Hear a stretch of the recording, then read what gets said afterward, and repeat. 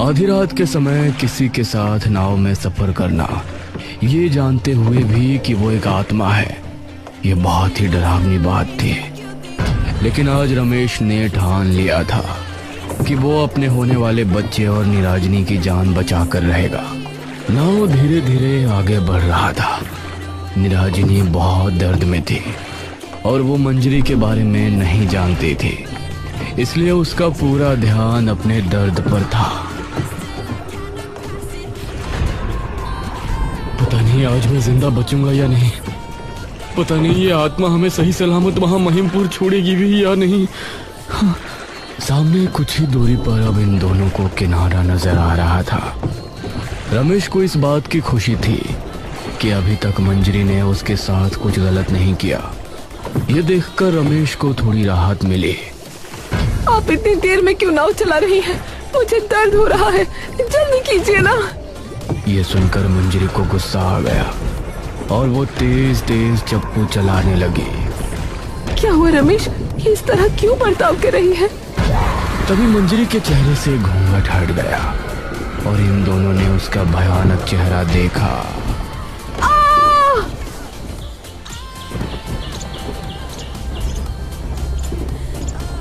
अगले दिन गांव में मातम सा माहौल छा गया। सभी लोग रमेश और निराजनी के बारे में अफसोस जता रहे थे। काका, तुमने रमेश को रात में नदी पर क्यों जाने दिया? राम राम। अरे मैंने कहा था रमेश से कि इस समय वहाँ जाना ठीक नहीं, लेकिन उसने मेरी एक ना सुनी। अब तो रमेश भी गायब हो गया, मैं भला अपने दोस्त को क्या जवाब दूंगा? अब मंजरी भी नदी किनारे नजर नहीं आती थी। 3 दिन बाद एक टांगा गांव पहुंचा।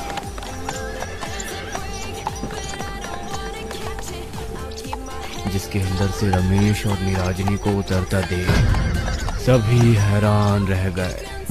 अरे रमेश, तुम जिंदा कैसे बच गए? रमेश और निराजनी को उसके बच्चे के साथ सही सलामत देखकर सभी खुश थे, लेकिन ताज्जुब भी थे कि मंजरी की आत्मा ने उनको कैसे छोड़ दिया। मुखिया जी, मैं एक लेखक हूं और मैं जानता हूं कि हर आत्मा तब तक ही भटकती है जब तक उसकी आखिरी ख्वाहिश पूरी नहीं हो जाती। मंजरी की आखिरी ख्वाहिश थी उस आदमी को वैद्य के पास छोड़कर आना, और जब मैं निराजनी को लेकर उसकी नाव पर पहुंचा तो उसको निराजनी में वही इंसान दिखाई दिया।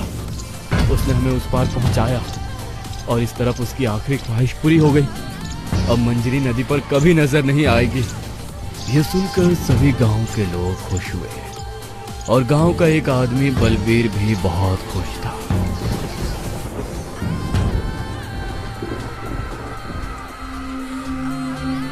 रात के समय बलबीर ने अपनी नाव पानी में उतारी।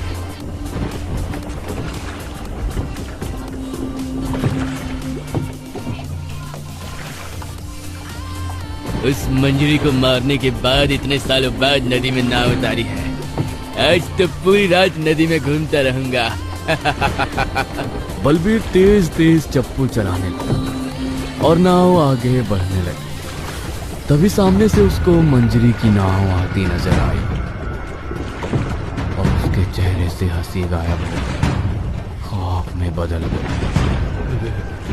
तू वापस कैसे आ गई? मुझे मारने वाला तो तू ही था ना बलबीर। तुझे मारे बिना भला मेरी आत्मा को शांति कैसे मिल सकती थी?